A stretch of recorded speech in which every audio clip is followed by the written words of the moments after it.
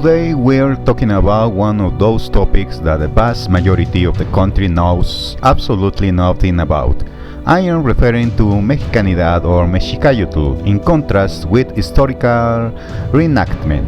In Mexico in 2025 we have around 133 million inhabitants, but only a very small percentage knows about or practices Mexicanidad or historical reenactment. But what are these two phenomena?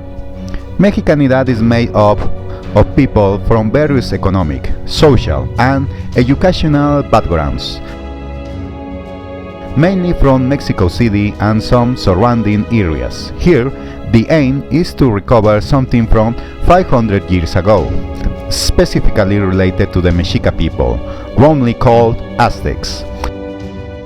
And within this movement, there are various interpretations, although often even they can agree among themselves, because as humans, egos, jealousy, and the usual drama are never in short supply. But essentially, they seek to rescue something from that past, or as they say, to spread the culture.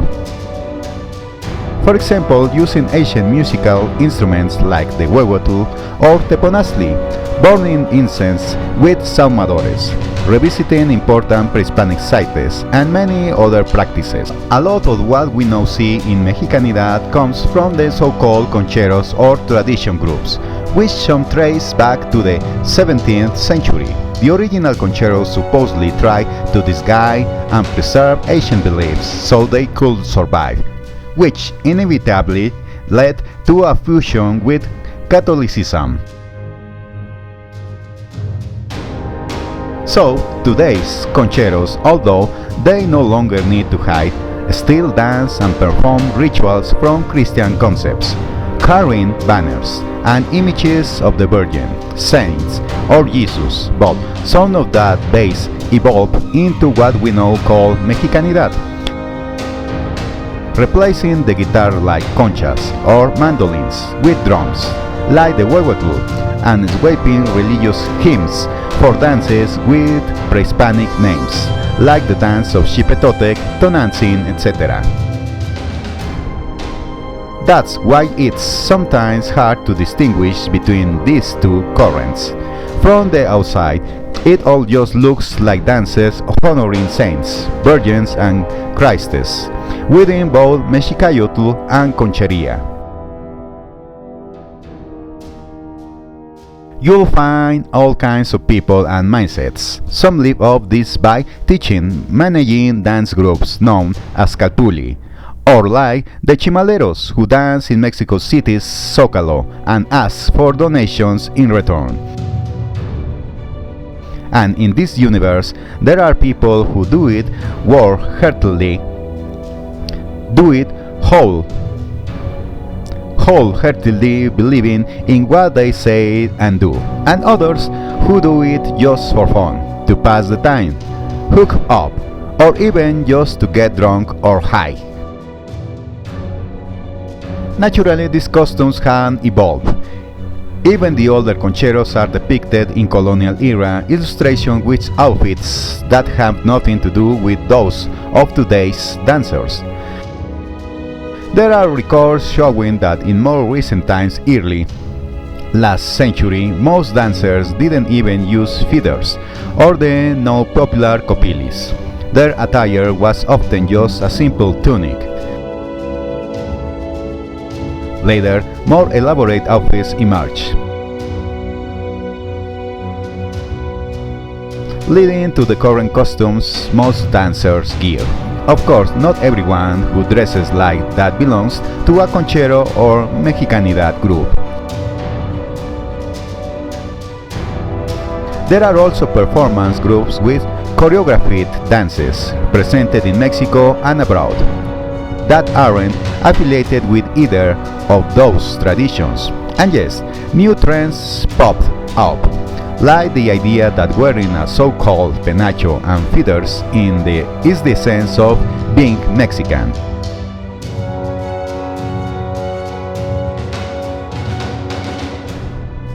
That's why at World Cups, for instance, you'll see people dressed like that without the faintest clue of the historical context. Now let's talk about the other group, the reenactors. Historical reenactment is nothing new, honestly. It's probably always existed, and of course, it's not exclusive to Mexico. You can find historical reenactments all over the world, like the Passion of Christ during Holy Week, or reenactments of ancient battles of historical events, whether accurate or not.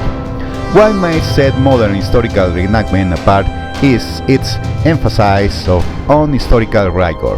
Nowadays, it's not just amateurs playing dress up and goofing off with history. Main participants are professionals or semi-professionals deeply passionate about it, and this has begun to happen in Mexico too. But if Mexicanidad practitioners are already a tiny group in a country of 130 million, the number of pre-Hispanic reenactors is even smaller. Most of them are graduates or at least former students of INA or other universities with related programs, though there are also some self-taught participants, and just like with Mexicayotl and concheros, the reenactors sometimes mix with one another. Focusing just on Mexico, there have been efforts to promote this type of activity.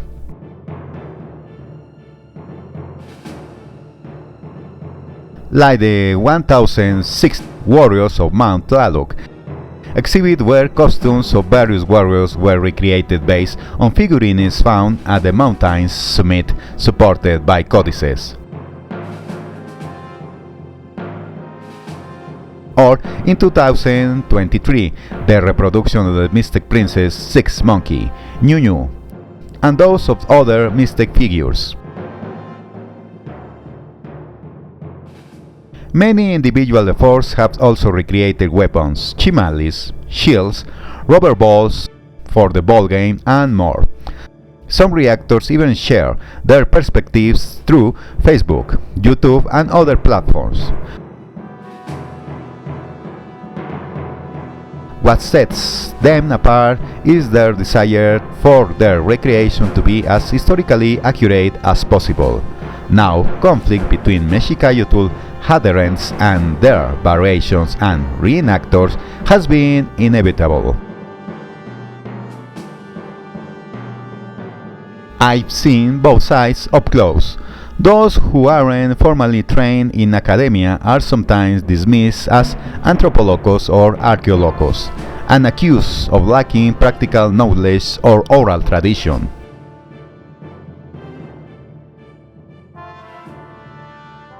Meanwhile, reenactors argue that many practices from the Mexicanidad side are unverifiable distortion of the past, with no historical sources to back them up. Some point out that not even ancient nobles dress the way Mexicanidad followers or concheros do.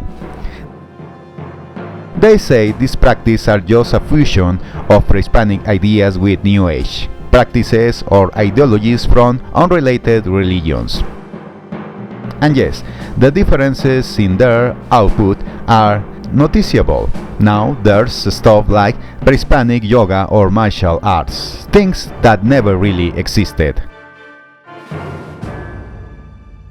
So yeah, the debate continues, and it clearly shows that if we can agree on things like this today, it indirectly reflects how things were 500 years ago, when Cortés and his crew simply took advantage of the divisions that clearly still exist. Personally, I think both sides had valid points and also make mistakes. This lifestyle they've adopted isn't lived 100% by either group. I've never seen a dancer or reenactor dressed like that all day, every day.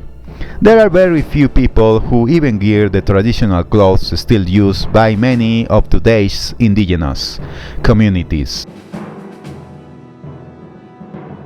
and, truthfully, we'll never be able to fully recreate the past, because most of what both groups produce today is thanks to modern conveniences. They all use synthetic materials, tools like saws, thread, fabrics, and many other things that didn't exist back then. Even indigenous artisans today, like the huicholes, use plastic in their crafts, without rejecting modernity, a material that didn't exist in anyone's wildest dreams 500 years ago. Thanks to new technologies applied to archaeology and artifact conservation, both sides now have more information available than even before, even if both try to revive that past in their own way. So I think the best thing is to seek balance, because in the end everyone has their own tastes and styles. Both sides and any new ones that emerge had been born out of curiosity about the past, trying to understand what things were like back then. And as always, there's a crazy person on every side, someone who thinks they're the reincarnation of Cuauhtémoc, or the top scholar in the field. But in the end, I think everyone should find what works for them and makes them happy. Because if we want to get philosophical, would our ancestors from 500 years ago even approve of what we're doing today? Honestly, we'll never know. But the truth is, new technologies and discoveries have created a space for each side to explore the world with new eyes.